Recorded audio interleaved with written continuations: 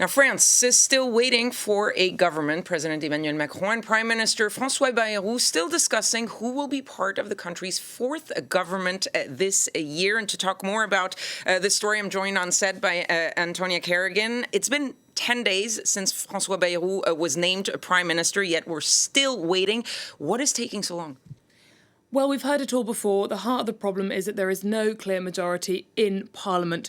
François Bayrou's aim is to have a unity government, a government excluding only the France Unbowed on the sort of hard left and the far-right National Rally.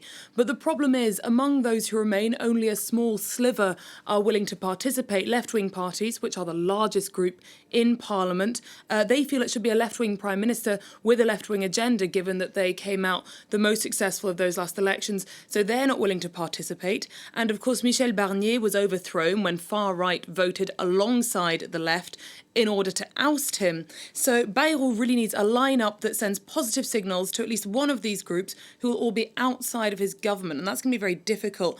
One name that we've seen thrown around quite a lot was that of Xavier Bertrand. Of course, he's from the traditional right and he's called himself a sworn enemy of the far right. So his appointment or not will be quite telling. It would be, if he were appointed, it would be a sign of defiance to the far right, whereas if he is not appointed, it will look like François Bayrou is very anxious to have them on side. So it's very unclear what his strategy will be here and how he's going to come up with a government that will get him through to the budget in February.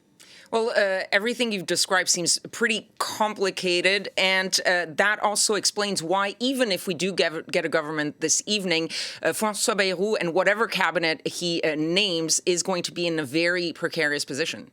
Absolutely. François Bayrou is coming after the most short-lived prime minister in the history of the Fifth Republic of France. That's since the late 50s. And there is nothing in the parliamentary arithmetic to suggest that he should have an easier time, Bayrou, than Barnier.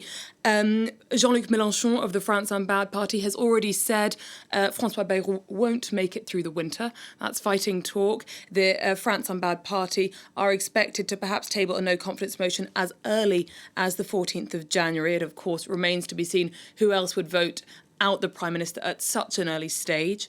But to add insult to injury, the Journal du Dimanche also published a poll on Sunday saying 66% of the French people are already unhappy with his performance.